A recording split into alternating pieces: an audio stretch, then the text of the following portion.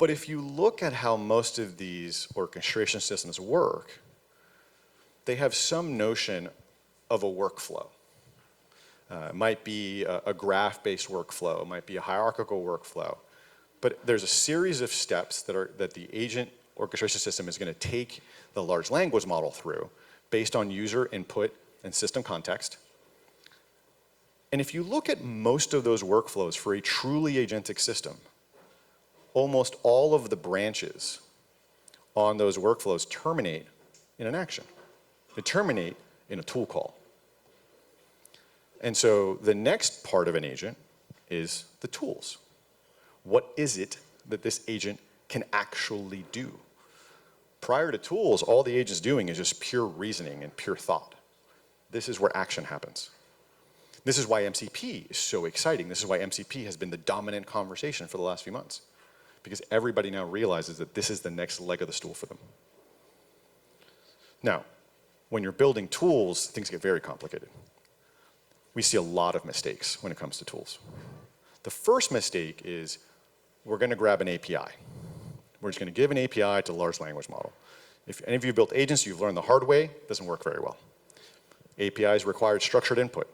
These are Unix timestamp. Your model has no idea what day it is. And it for sure can't be trusted to generate a timestamp. So what do?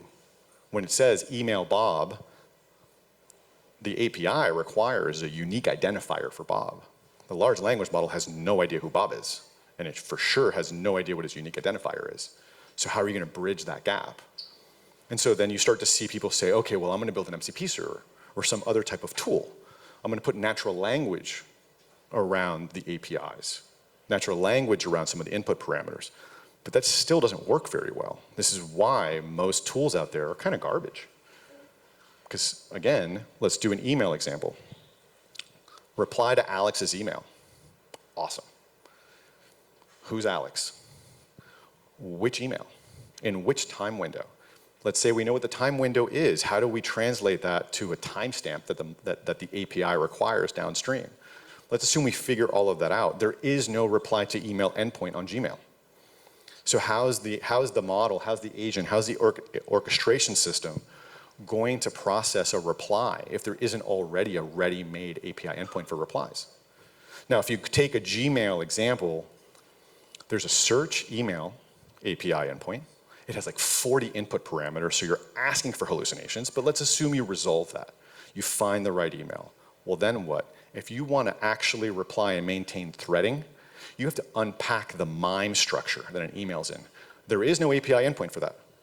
So you can either leave it to the large language model to generate code on the fly to go unpack MIME, or you yourself have to go build a tool to unpack MIME, which is pain. It's like 200 lines of code. I wrote it, our product. It sucks.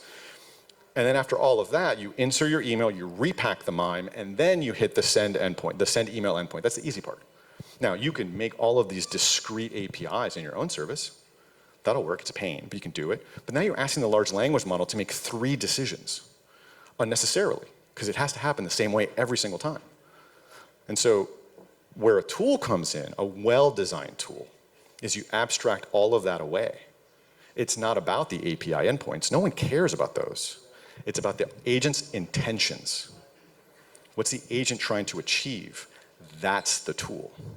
Anything short of that, and you're just asking to make more language model calls, you're trying to stuff more context into the windows to try and help the large language model bridge the gap between the APIs you've offered and the intention it's trying to execute. That's why our tools work so well and most tools suck, is that one insight. You don't have to use our product for that. You can go do that yourself. But that's how tools get written. They're intention-based workflows, not service-based description contracts.